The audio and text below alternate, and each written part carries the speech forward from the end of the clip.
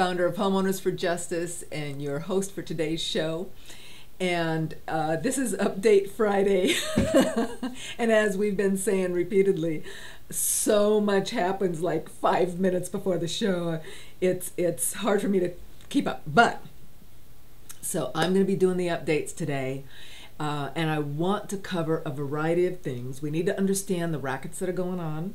We need to understand directly the conflicts of interest. I want to bring you up to date again on foreclosure forgery. And also we really want to focus on the court wins for us. And again, before we move into these issues, I want to make a call again for anybody that has an interest in being a co-author on a blog topic with me. Let me know. I've already had some people let me know, and this is great because I'm truly a voice and relatively understand pretty much everything that's going on, but I'm not an expert in various and sundry topics.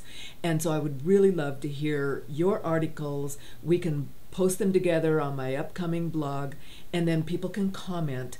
I also plan to have pages that address specific issues called works in progress, so that I can, for example, type up, draft something like a demand for a bank settlement, and then people can comment on that, and then we can incorporate those comments into this work in progress. I've heard you loud and clear. We need a platform where we can all interact with not just ourselves, but with millions of people in the country. All the patriots, all the whistleblowers, all the people that are willing to risk their life, security, future, happiness for bringing out the truth. We must support them 100%, because it's a really tough to imagine yourself in that position. And I've just had some conversations with some of the contacts about how, what is at risk. And when Rand and Ron Paul say right out loud that they're afraid NSA is going to kill Snowden for being a whistleblower, obviously this is a modus operandi. This is how the U.S. government works. The fact is the heads of all of these agencies have already been captured. They've been captured. Either they've been paid off or they've been extorted.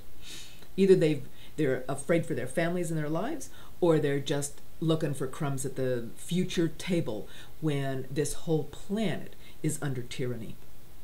So let's quickly zip through some of these issues. Here's Ron Paul, and because it comes from him, I trust him. I've seen other articles that say the exact opposite. So again, we have to winnow through where is the truth? Because the opposing powers are going to just blast, even in alternative media, all of their lies and corruption. They're going to do it in the mainstream media. They're going to try to do it in the alternative media. So we have to connect with people we can trust. It's by far the worst national ID scheme the statists have come up with yet. They're still hiding their true intentions, but in the wake of recent events, the statists believe they have the perfect excuse to ratchet up their attacks on our remaining liberties. Right now, the so-called Gang of Eight in the United States Senate, including Senators John McCain, Lindsey Graham, and Chuck Schumer, are working with President Obama to sneak this massive national ID card power grab into a new immigration reform law that's being used as a cover for all sorts of statist madness. Hello, this is Dr. Ron Paul, chairman of Campaign for Liberty, with an urgent message. I hardly know where to begin. The 844-page so-called immigration reform monstrosity is a statist dream. Not only does this bill increase federal spending, it mandates every American carry a national ID card with their photo and creates a new federal database containing biometric information on every American, such as fingerprints and retinal scans. The card would be required for all U.S. workers regardless of place of birth, making it illegal for anyone to hold a job in the United States who doesn't attain an ID card. All employers would be required to purchase an ID scanner to verify the ID cards by making sure the information on the card matches the information in the federal database. So every time any citizen applies for a job, the government would know, and you can bet it's only a matter of time until ID scans will be required to travel, attend public events, or even make routine purchases as well. Of course, the most dangerous part is the biometric tracking technology, which would allow federal bureaucrats to track our every move. This is exactly the type of battle that often decides whether a country remains free or continues down a slide toward tyranny. Once government bureaucrats know exactly how we live our lives, it won't be long until they ramp up their efforts to run them. It will only be a matter of time until they spend their work days making sure you and I don't go anywhere, read anything, eat anything, or drink anything they think we shouldn't. Once that door opens, how long will it be before the statists start telling us what we can teach our children or where we can go to church?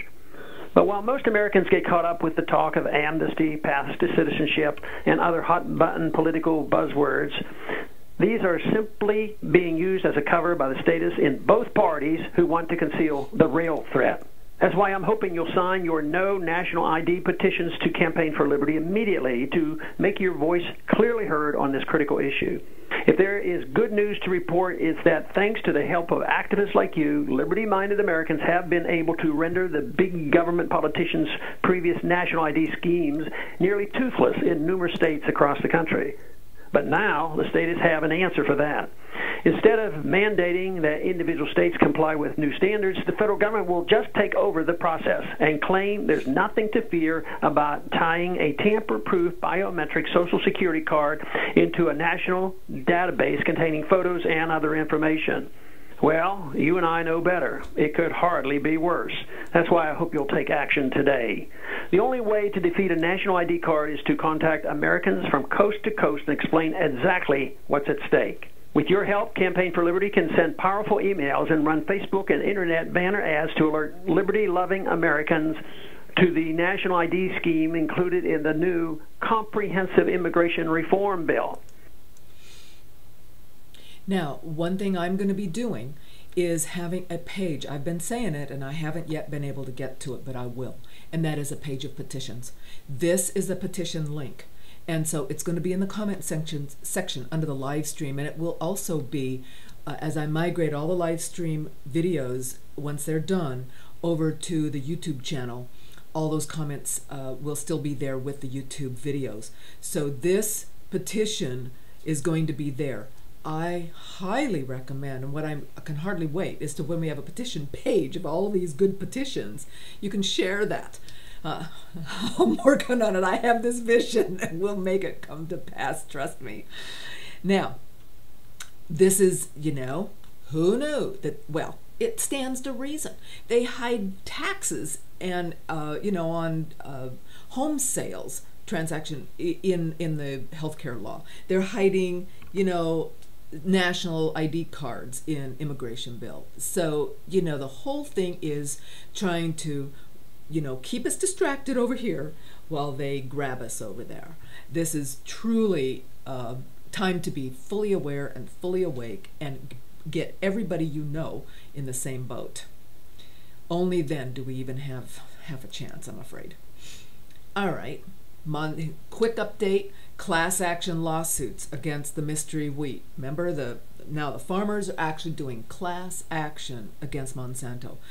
I believe that's good news. And it's all about that, strain of wheat that was supposed to be killed. Oh, geez, wasn't. Oopsies. The whole thing, and one of the major issues about it, one of the differences, because Monsanto's been out there doing all this stuff, they've been doing it with grains that cows eat. So it goes in the food chain, but not directly something that you and I would actually just eat on the dinner table.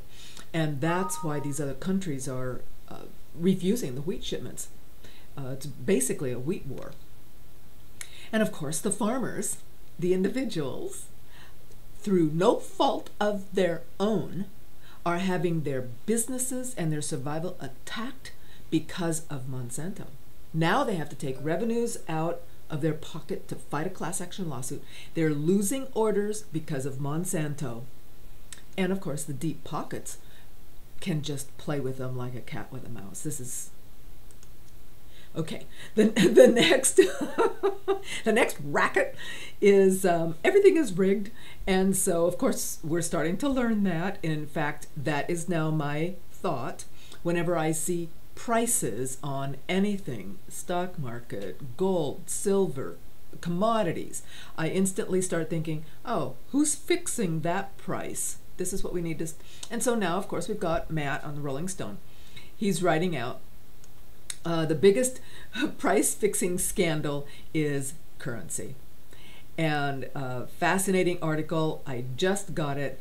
But the fact of the matter is, LIBOR wasn't bad enough. Now they're fixing interest rate swaps and currencies, and you know, they're going to fix everything for their benefit and your loss. That's the whole point. Just take a look. That's the point around.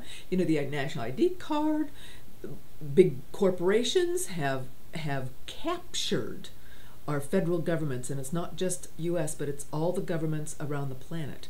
They've already ruined the smaller governments. They've captured the West, and they are going to make them do their bidding. And we, the people, must rise up to save both ourselves and the rest of the world. Now, here's another big issue.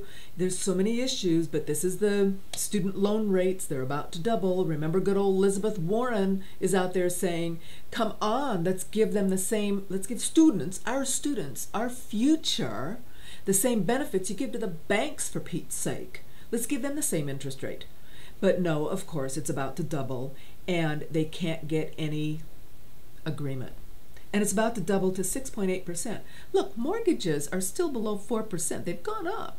But fixed mortgage rates are below 4%. And yet we're going to burden our students. This is definitely a plan to capture the future. And we have to rise up against that. Come on, guys.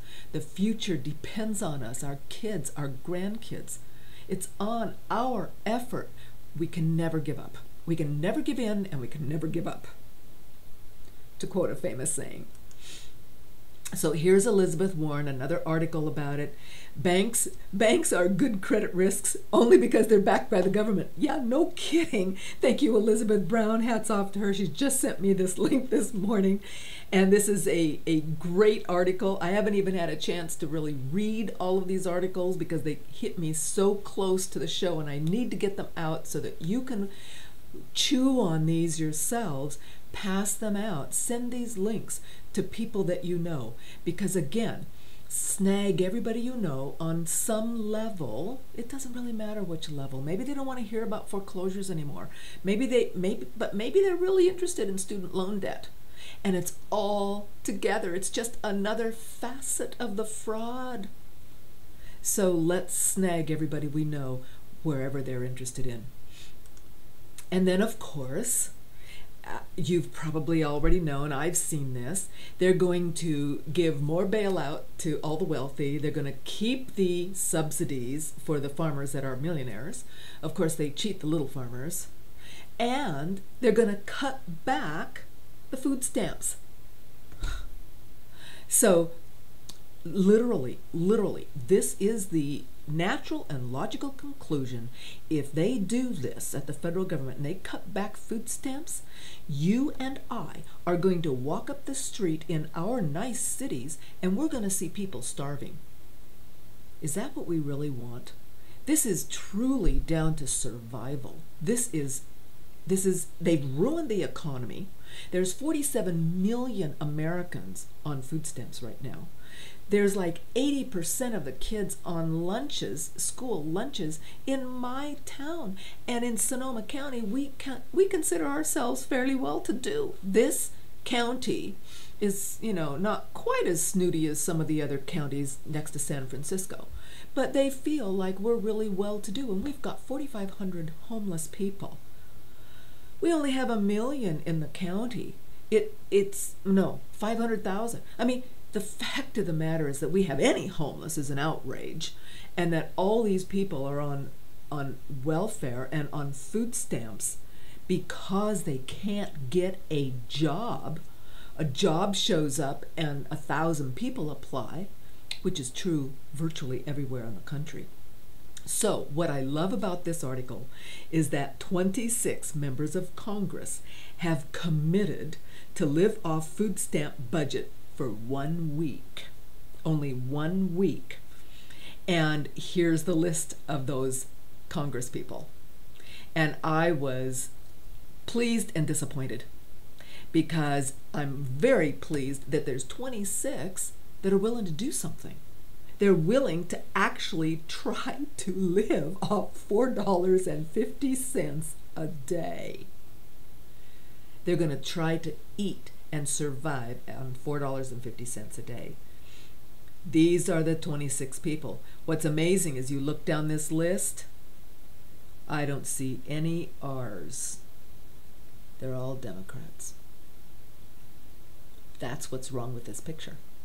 And just like Ron Paul said, you've got the statists on both sides. They've been hijacked, and now they have, pirated those parties. And so the people under the statists in both parties are left scrambling, trying to work for the people. So this is fascinating. Pass this around to people. And then I wanted to talk about rackets. More rackets. Jeez, it just never quits. Okay, this is the debt collection racket. And one of the fascinating things about this, as we start to talk, this is in New York, and this was a study done by the New Economy Project. And what I wanted to point out to you was down on page 6.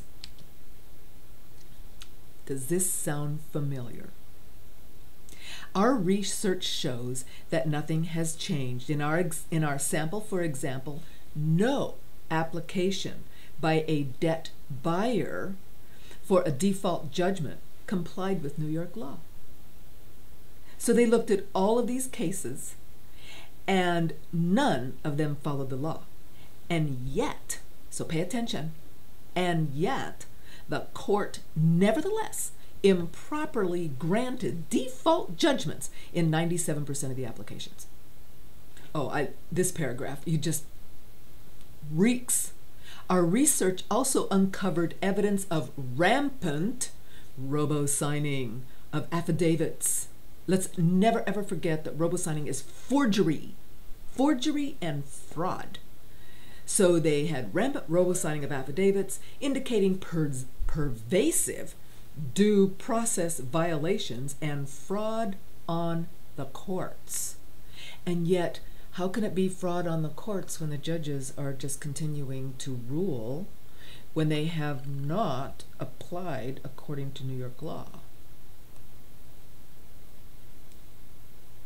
In 9 out of 10 cases, an employee of the debt buyer who had no original connection to the original creditor fraudulently testified to facts only the original creditor could possibly know. Does that sound familiar? That sounds just like the fraud in the foreclosure cases. Exactly. I mean, you could literally just say, this is not debt collection lawsuit, this is fraudulent foreclosure lawsuits, and these same words would apply. This is rampant. It is everywhere. It is allowed by our courts. And I know a lot of you have been telling me the courts are corrupt, blah, blah, blah. But here we actually have hidden, if you will, in a research report, how corrupt they really are. So in 4 out of 10 cases, the affidavit in support of a default judgment was completed, does this sound familiar, before the defendant's time to answer had expired, in expectation of a default that had not yet occurred. They've planned this. I'm telling you, these people have looked at what the banksters are doing, and they're going, well, gee, fraud's a fabulous business model. Look how much money I'm making. And that is the point. That's one of the main points about this debt collection racket. It's not just foreclosures. It is that. But it's exactly the same thing in debt collection. It's ruining the people, and it gives all those companies that practice fraud income and profits at the expense of the law. That's why this is so important, that we support whistleblowers in any and every organization throughout the country, throughout the planet, because the fact is this is lawlessness, and lawlessness will take our freedoms. We will lose our freedom. We will lose our freedom if we don't stop the lawlessness. And that is the truth. You know I'm right. Now, I just received this morning, again, an article. This is actually a press release, and it's an unjust enrichment scheme by state and county personnel that invested in mortgage-backed securities, and it continues throughout the state. And of course, this is not just, we're going to talk about California. This can be found in every state. You mark my words. If you are in New York or Florida or Minnesota or Wisconsin, I don't care where you are, you can, I'm positive, do a little quickie Google search and discover these facts about your pension funds by your county, state, local, and state personnel. And the fact is, and I have highlighted this one, so this document is just a document. I have not uploaded this yet, but I will. But the calpers.ca.gov, this PDF, I have, I will link, and it is already a link so that you can look at it. And basically, this is what it looks like. So here is the CalPERS 2010-2011, last 2 years ago, annual investment report on mortgage-backed securities, and this is the end summary of, I don't know, 25 pages of listings, where you're looking at billions of dollars in mortgage-backed securities. What is also fascinating to me, so those of you who have more time to research this and look at these, you'll notice that this is book value. So they have book value at the 8 number, but they have market value at 11. And I think these are just real numbers, so I think these are the billions. And it really makes you wonder, see, look at these. Look at these. So the press release goes on like this. This is the point. And oops, not that one, just a second. Where is my press release? There it is. Sorry, I got way too many links to look at. So what the press release points out is that CalPERS and CERA investment authorities openly and notoriously acknowledge investing multiple millions, if not billions, in mortgage-backed securities. Every officer, and so county officers like DA, sheriff, recorder, clerk, and indirectly all judges are paid from these derivatives that are directly paid into the retirement account.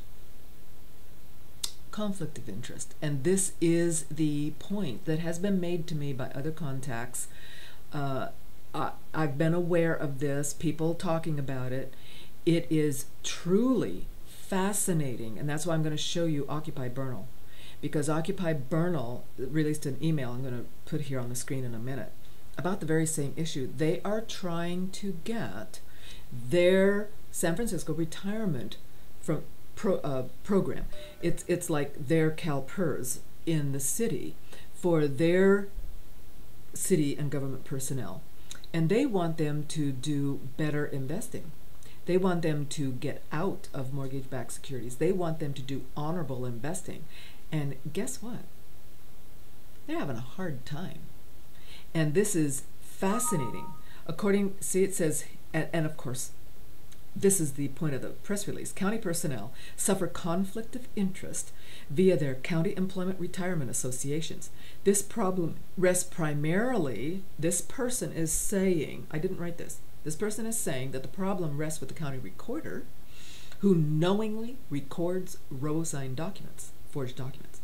When Marin County Recorder, this is true, when Marin County Recorder Richard Benson was presented with depositive evidence that his office is a repository for counterfeit instruments, he stated on tape that he will not, under any circumstances, remove fraudulent documents from his office. That is misconduct, because he is aiding and abetting a counterfeit scheme and is enriching himself in the process. According to the California Constitution, the primary purpose of government is to protect the rights and property of the people. So it is ironic that the number one complaint heard from sheriffs and police is the homeless problem, yet they either turn a blind eye towards or directly participate in throwing law-abiding citizens out of their homes and make a quick, licentious buck to boot. County supervisors, administrators, council, and district attorneys throughout California have all been informed of their criminal activity, yet are not stopping the foreclosure actions, but are gleefully encouraging that they increase. I'm not sure if they're gleeful about it. I'm just reading the press release. Fact of the matter is, however, I do know, I've personally spoken with many recorders, many supervisors, many people in offices that are distressed because they don't have the legal authority to do anything about it. So the people have to rise up. The people have to rise up. There are some other suggestions that have been coming across my desk, and I'm not going to talk about them right now, but I am going to have a platform into which this can be discussed and exposed throughout the planet. Hopefully that platform will be ready next week. Because how are the people going to fight back? You're going to have a petition, they got the guns. You're going to have walking in the street, they're going to arrest you, they got the prisons. Besides, they make money and securitize the prisoners. the fees, the bonds that people have to pay. Everything is securitized. So how are the people going to fight back? So you told this person, told these people, or presented evidence of all of this corruption. Sounds like what I sent the Attorney General's office, in March. And chances are high, they already know, they already agree, they're not in a position to do anything about it. And just as other whistleblowers start to fear for their lives and families, sounds like a third world country, doesn't it? Where we're actually fearful of these thugs, and now we're calling the thugs, black ops. Somebody just show up, kill you, they blackball you, they don't know all your information anyway, so they just fake it, they lie about it, they don't talk about it, national security, suddenly it's a super secret. And so I'm telling you, this is the environment in which we were in. So I wanted you to understand that this is gradually moving.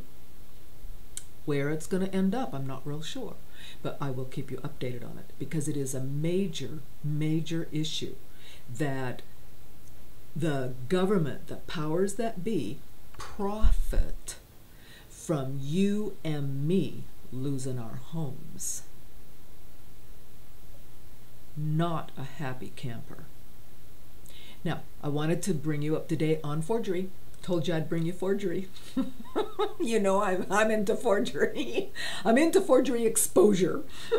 I don't forge myself, but here's the let's see, just a minute. Gotta find. Oh, here we go. So this is forgery. I'm gonna move this right here so I don't forget these other links that I'd forgotten about. I'm gonna bring them to you. So let's discuss forgery. These are the documents that on which CalPERS investments are based. So when you have the value of the investment as 8, but the market value is 11, and yet you start to understand what I'm telling you, and that is every last loan, every solitary loan in those mortgage-backed investments are fraudulent. All the foreclosures are fraudulent. They actually don't really have the notes because they were never transferred into those trusts legally. So, how can there actually be market value? It's all a lie. So the thinking person, you and me, have to consider that at some point in time, those mortgage-backed security investments are going to blow up. So even if we can't snag the interest on the part of the people, the powers that be, to shift out of those investments into something that's more real, in the end, they're going to lose them. in the end, they're going to lose them. You mark my words, because in the end, it is going to come out. Everybody already knows. They're just, I'm sure, not sure exactly how they're going to deal with it, and so they're just covering up the fraud. That's why you and I are having so much trouble with it. So let's look at Lauren Stone. This is just a classic example, and the reason I pick it is because of the hundreds of people that have contacted me, many had Lauren Stone and signatures on their recorded documents.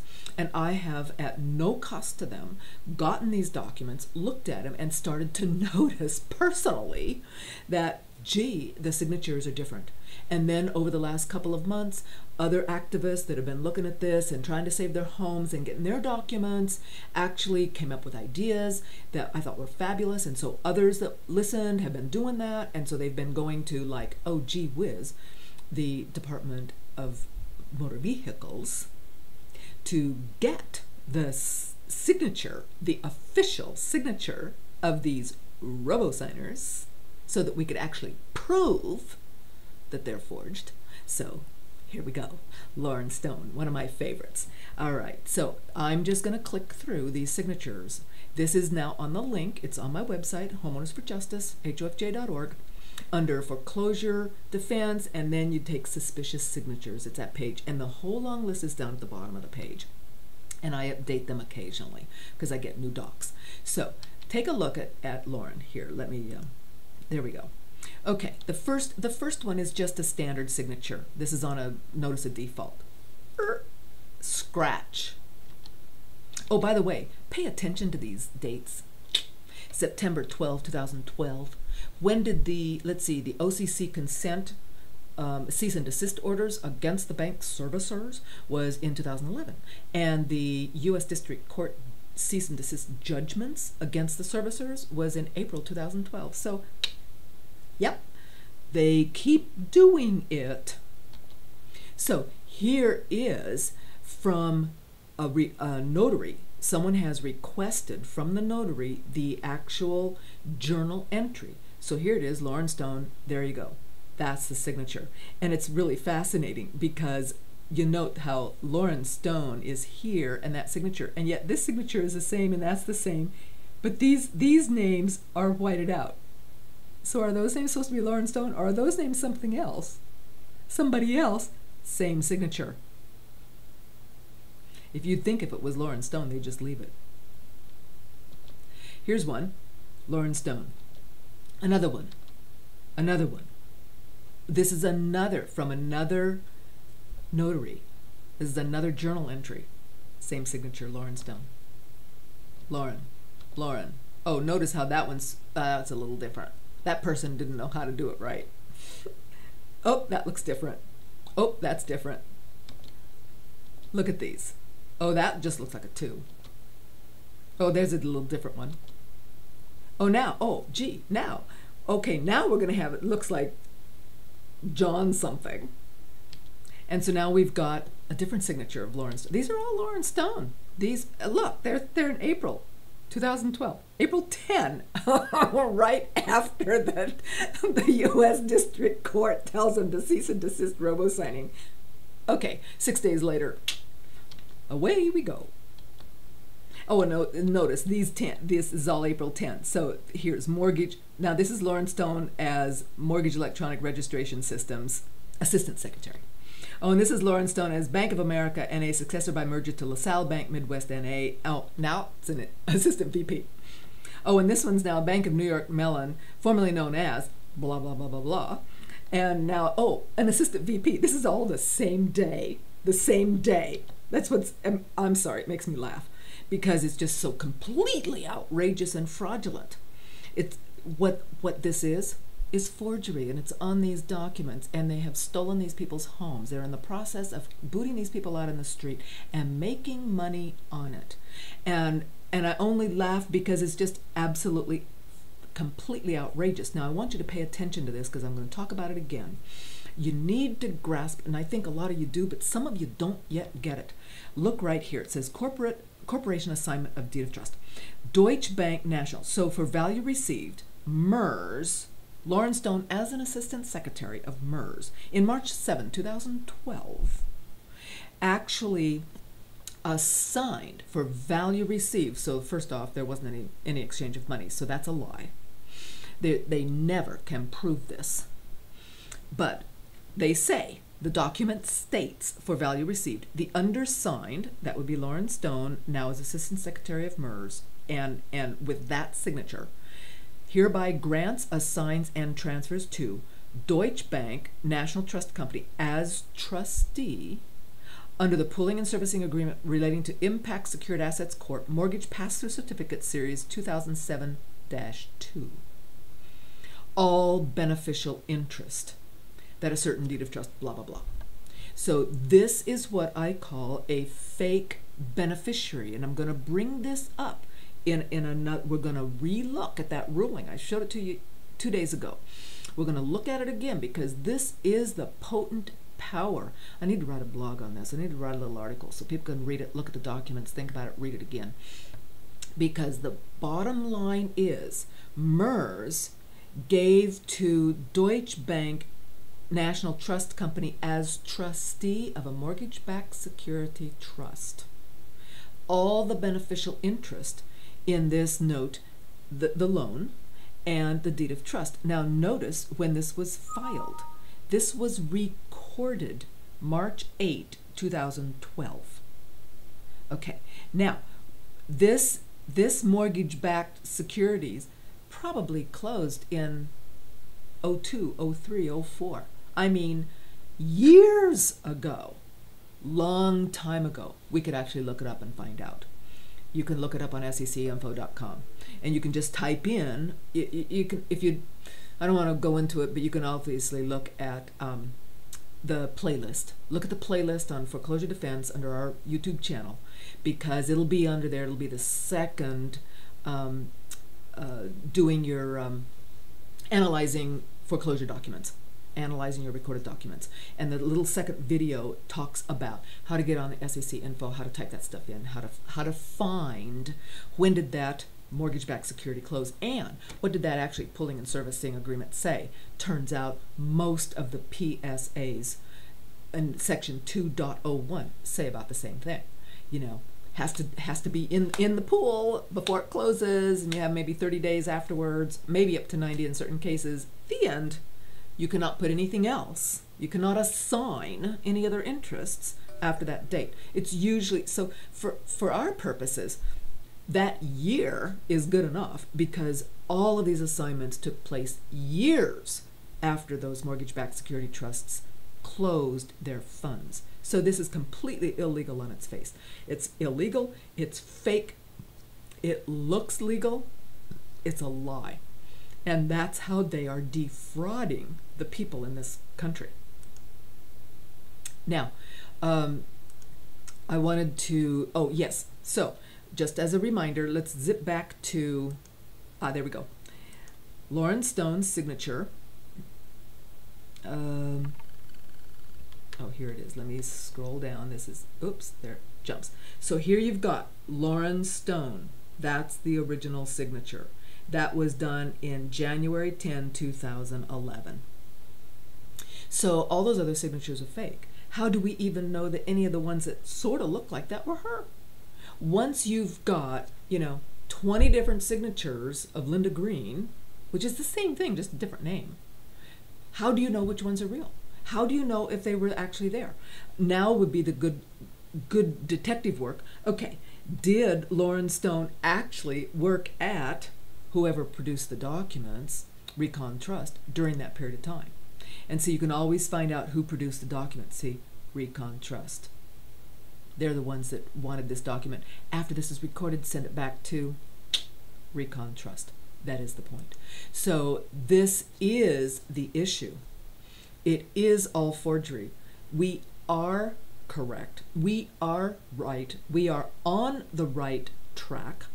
And we are getting some rulings to help us be on that right track.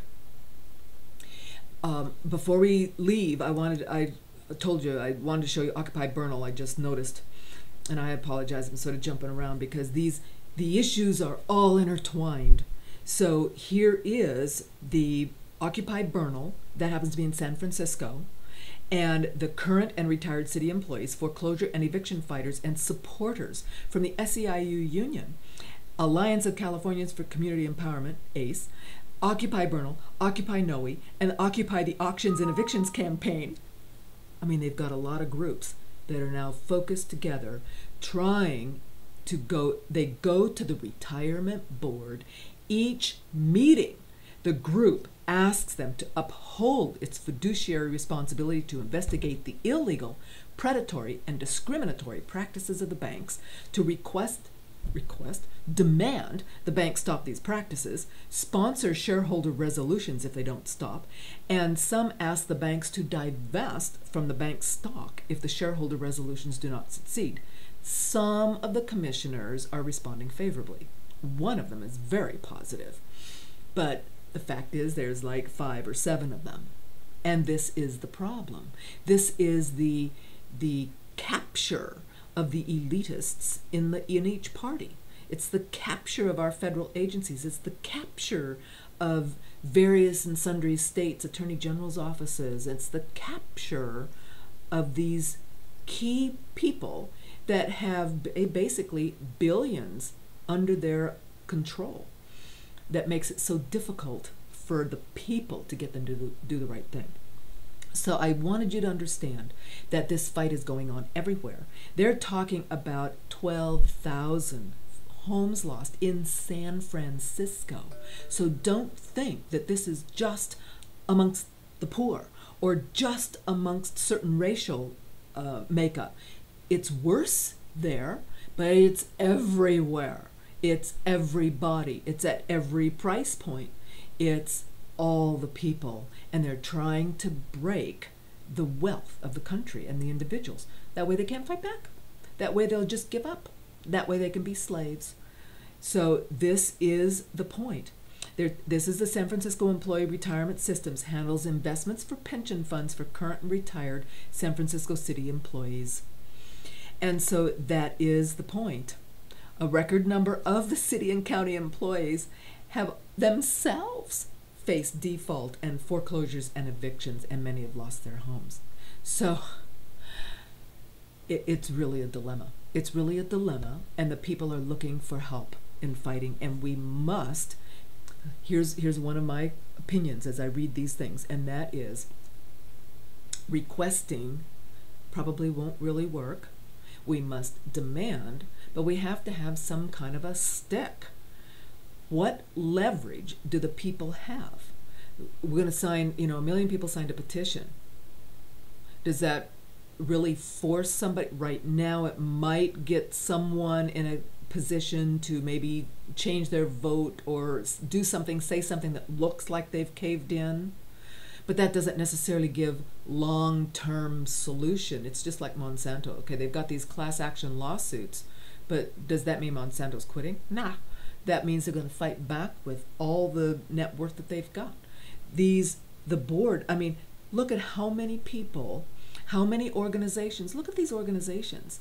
Look at all these people. Look at all this effort. They're going every week. Please change. We got to stop begging.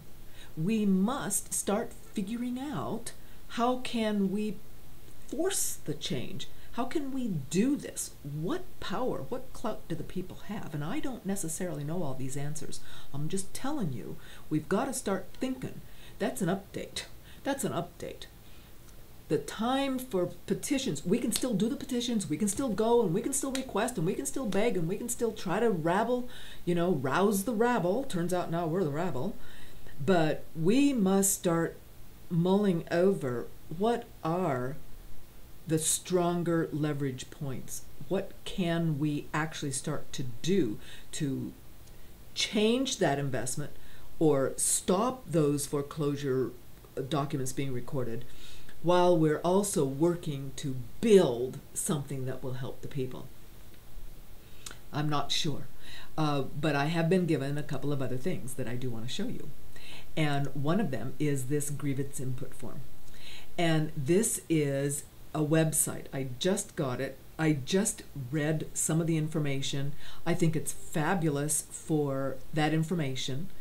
They're talking about inputting a grievance. And the fact is, they're claiming, and they're probably right, that anyone who supports the judicial system in our country hasn't really been involved in it. So once you're involved, you don't support it anymore. You see how corrupt it is, and you see how the attorneys actually are scared to actually represent the people because the judge can take it back out on them. We've sort of talked about that, but this is actually putting it in writing, has links over here for all the various states, talks about how corrupt the state bar associations are, and that it's all about the insurance. And so the fact is, they're looking for honest grievance feedback.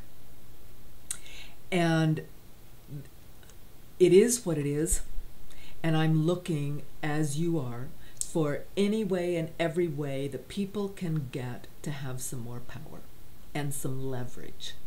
So take a look at this.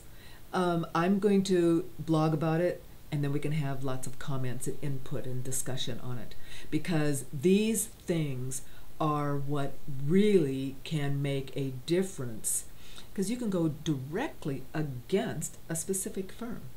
You know, I've already heard many of you are in pro se. You're in court on your own. Like I said, my hat's off to you. I don't think I could do that. But nevertheless, many of you are doing very well, and surprisingly well. And the banksters are throwing all the big guns at you. And these big gun attorney firms working for the banks are perjuring themselves. They are lying in front of the judges, and you know this. And maybe this is some kind of a tool. I don't know. It's a thought. I'm updating you on the things, the ways we have or could create to fight back effectively and sharply. You know, the bottom line is, this is a war. They've got the bazookas, so how can we fight back? What are our weapons? What can we do to actually save our homes, stop the lawlessness, put those guys in prison? Because without that, we won't have our freedoms. It'll be over, and I'm afraid sooner than we'd like to actually think about. Now, I did want to talk about a couple of things that I've been given.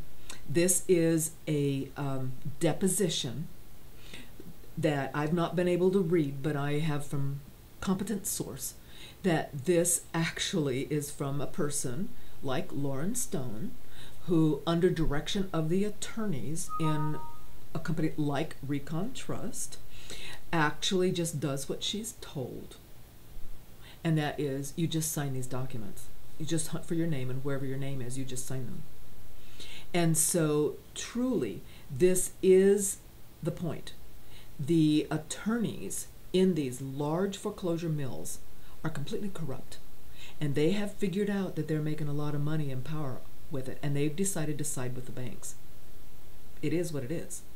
And then they hire these people, just like we saw in the affidavit yesterday for the insider whistleblower from B of A on that servicer group, where the people, the supervisors, actually walk around with earphones and can plug into the phone, and if they catch you telling the owner the truth, they'll fire you. Okay, here you go. And notice, this is a trustee for U.S. Bank National Association, trustee for blah, blah, blah, blah certificates. Here we go. It's all about the fraud. Never, ever forget that every securitized loan in the planet requires forgery and fraud to foreclose. They also got paid off because of the insurance scam and stuff that they've done. And we're going to talk about that here in a minute. So this is a fabulous deposition. I'm going to make a page and blog about these links to all of these whistleblower depositions, because each one of you, no matter where you are, whether you're in court pro se, whether you've got an attorney, whether you are just doing your qualified written request letters, trying to stave off an auction, you just do it yourself defense, these depositions, look, the time taken, February 8, 2013, it's breaking. The dam is starting to break. The whistleblowers are starting to come out. And let's never, ever forget So tell these people. You never know who's actually going to be a whistleblower. You may not know that your family, friend, or neighbor is actually in a position to be a whistleblower. So let's just make it very plain and obvious that if the people don't blow whistles now, then they're going to be convicted later of conspiracy. And as more and more people blow whistles, then there's less and less danger to each one personally. It's always more security in numbers. You know, go with the herd. So don't be a straggler, don't be someone out here, because they can pick you off one at a time. It's dynamics. So let's encourage everyone we know to be a whistleblower, whether it's anonymous or not, because the more whistleblowers, the better. Now, this is the article from that ruling in New York. I wanted to point this out because this is the one where the judge ruled. This is the ruling, and I'm going to read it. The assignment of the note and mortgage from option 1 rather than from the depositor violates section 2.01 of the pooling and servicing agreement, which requires that the depositor deliver and deposit the original note, mortgage, and assignments to the trustee. They have actually gotten a ruling based on the securitization. This is a securitization ruling, and it blows the assignment out of the water. This is key. This is absolutely key. That's why I've highlighted this. It's now a link. It's on my latest little WordPress blog, and also it's on the legal action by state, New York, on Homeowners for Justice, which I hope to gradually combine. So the fact of the matter is, the assignment of the defendant's note and mortgage, having not been assigned from the depositor to the trust, is therefore void, void, void, void.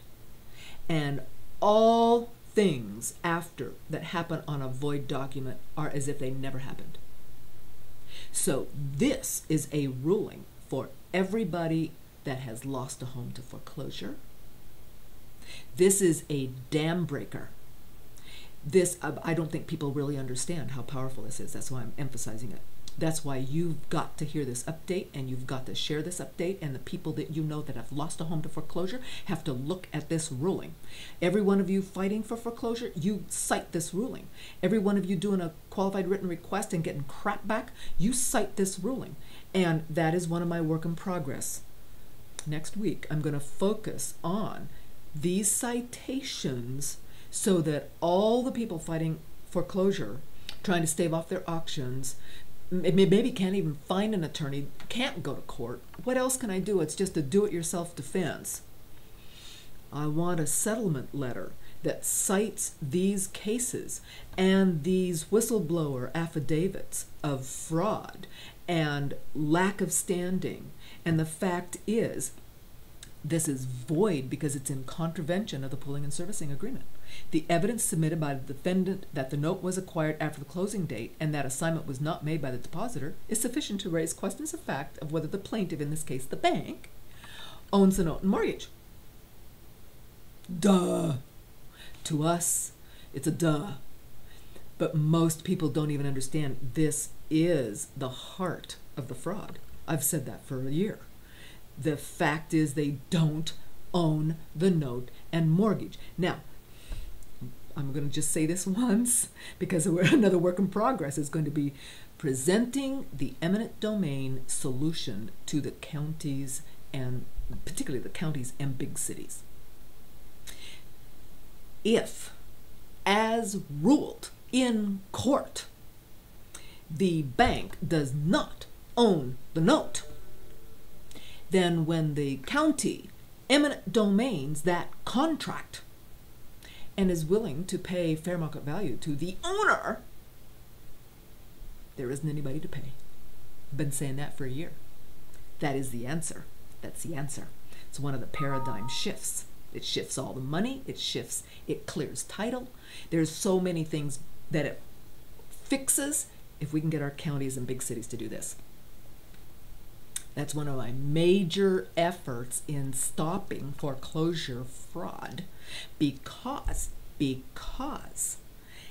As soon as the notice of default is filed, they've had to have an assignment. And as soon as they file a fault assignment, you get eminent domain, and there's even if the person is paying on their loan, they're paying their loan, they've been going through trying to get a loan mod, the bankster, servicer, has been saying, well, you got a default, and yet they know of others that have defaulted and lost their home. So they're going, I don't want a default, I just want a loan mod. Do I have a loan mod for you? Have the county eminent domain that loan. Force that bankster servicer to prove they own it. They can't. They can't. They can't and won't. And this is the answer to all the loan mods. It gives all the money and income back into the benefit for the people. It's a beautiful solution. And I do plan to blog on that.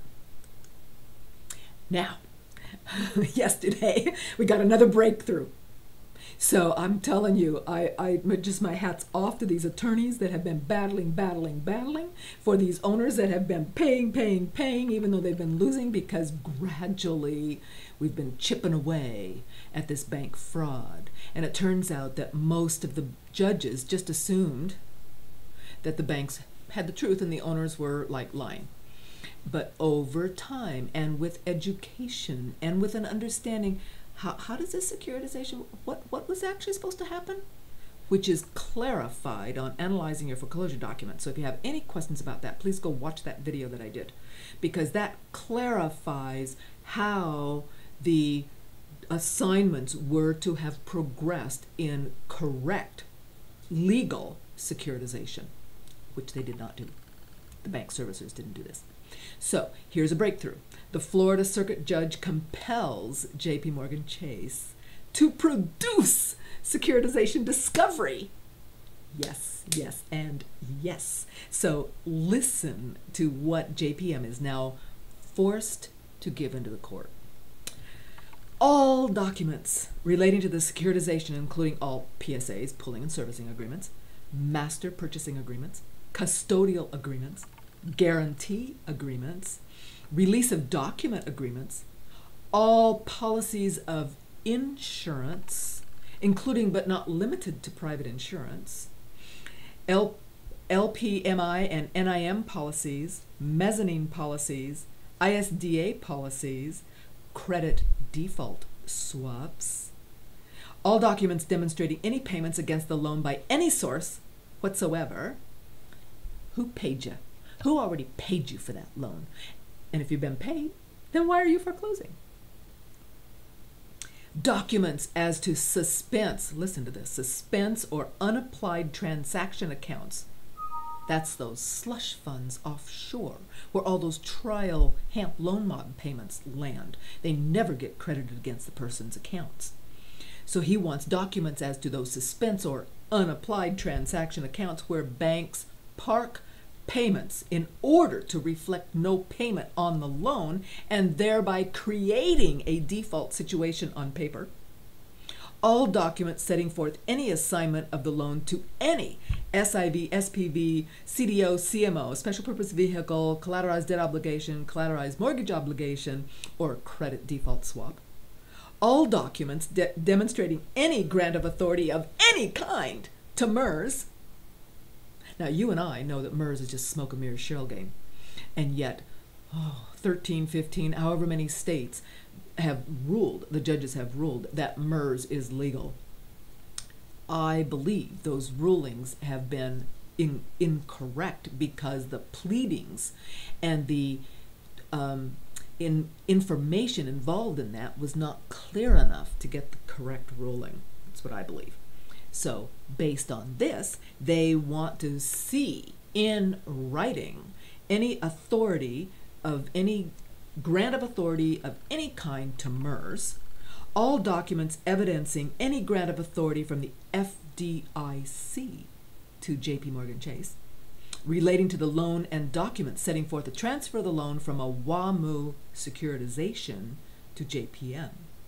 You see, if you actually go to my homepage, I think it's still there, under looking at the corruption and the fraud, on That's item 3. I just changed my homepage, Homeowner for Justice homepage, to, you know, if you're looking for foreclosure defense, go here, and if you're an activist, go there, and if you just want to, you know, try to digest some of this fraud, go here.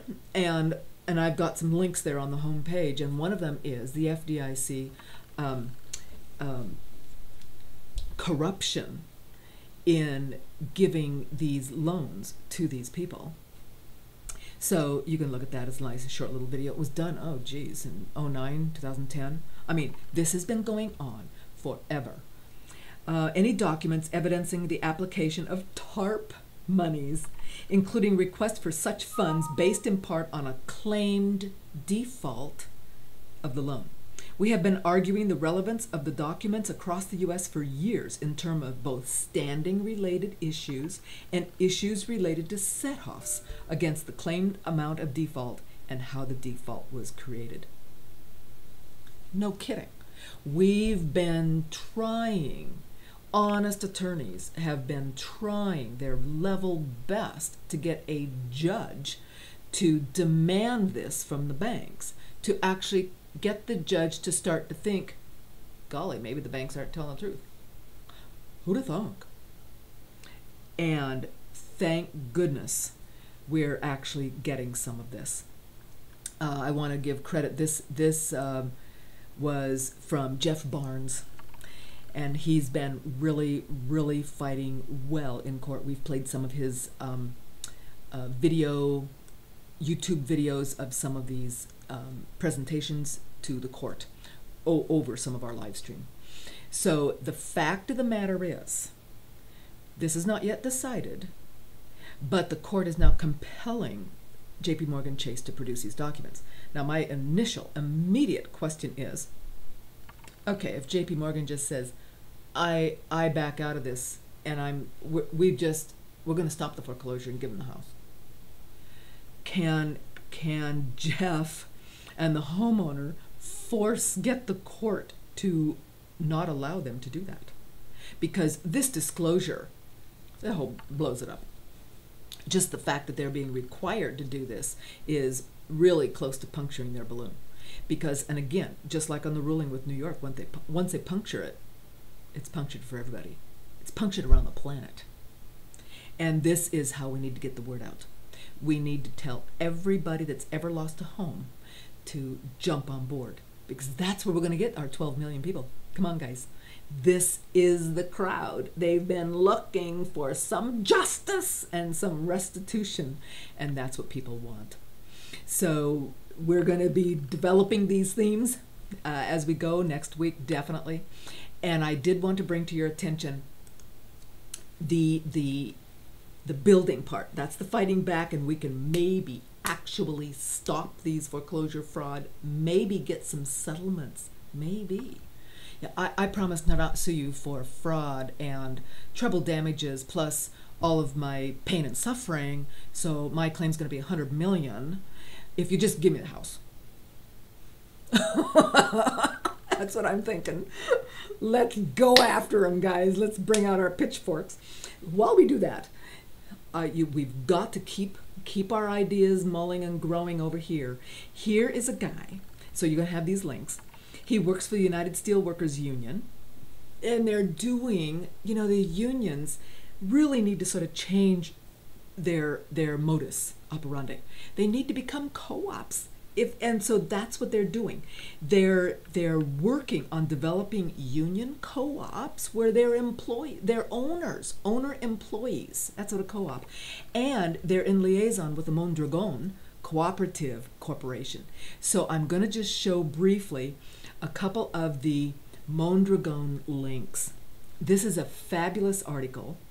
It was written last year, but there is an alternative to capitalism. And my summary is, there's nothing wrong with capitalism until it gets out of control. And once you get some companies that get so much wealth and power, then they start to go tyrannical, buy off agencies and, you know, stuff. But at the low level of the market, true, honest market competition, there's nothing better than an open and free, regulated market where you can't cheat, to foster innovation and creativity, but it has to be done in a way that benefits the people. And there's a couple of things in here in this article I really wanted to show you. The fact is that in general, in Mondragon, it's been going for 50 years. I mean, they started, I think, in 1956. It's been a long time. And it was started because of oppression. Sound familiar? We're feeling oppressed. That's why we're pushing back. This is the perfect fostering ground for these kinds of efforts. And that's why these kinds of efforts take root. And so they're saying in each enterprise, the co-op members, about 80 to 85% of all the workers are co-op. They collectively own and they direct the enterprise. And then what they also have here, they have a limit on how much the top paid workers can make. It's only 6.5 times the lowest paid workers.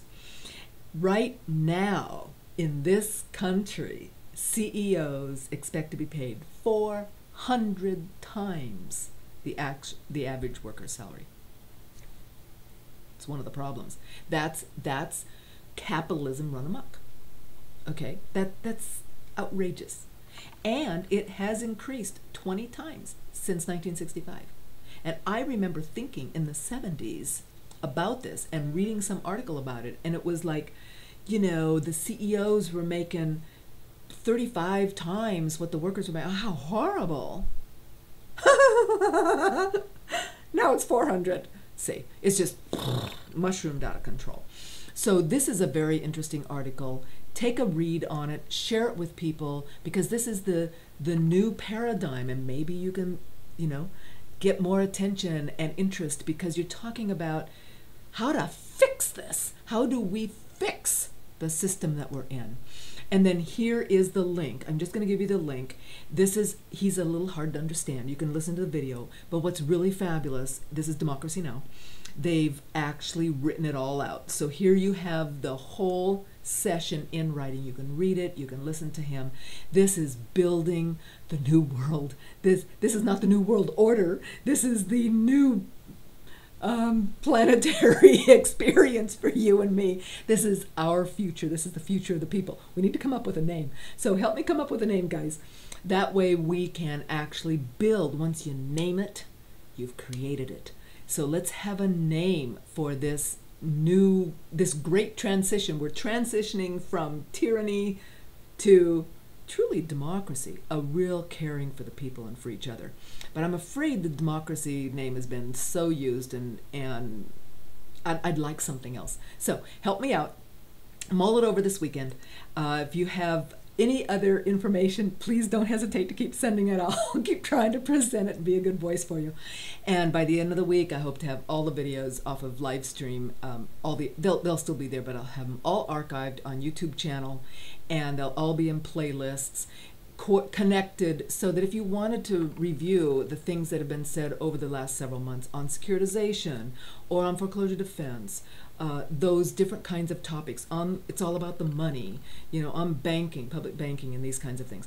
That way we can reach out and connect with all the people in the nation on whatever interest level they're at, because that's it. It's all about the connections. Thanks, guys. It's really been a fascinating week. There have really been some massive changes taking place. There's other stuff going on. I swear the people are gonna win. We just have to keep being smart, keep working, keep up the pressure. Thanks. See you next week. They taught me to fight for my civil rights, but it's always the same old story. The rich reign supreme while the poor can but dream of the labor or liberal or Tory. And I say, bugger the bankers and politicians, bugger the bureaucrats too, bugger the buggers who make up the rules. And if you're one of them, bugger you. And if you're one of them, bugger you.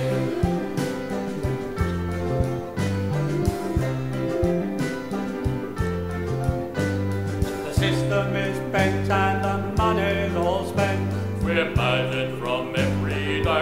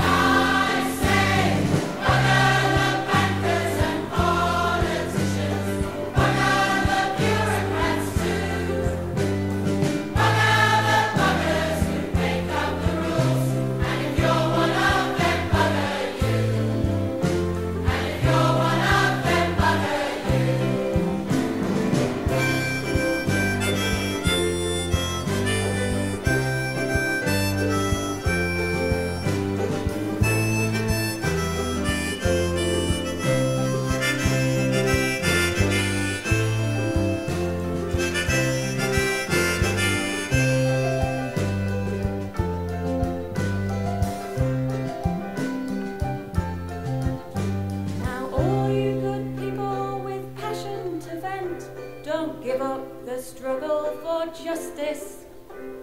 But I've done my time on the protesters' line, and these days I show my dissent by loitering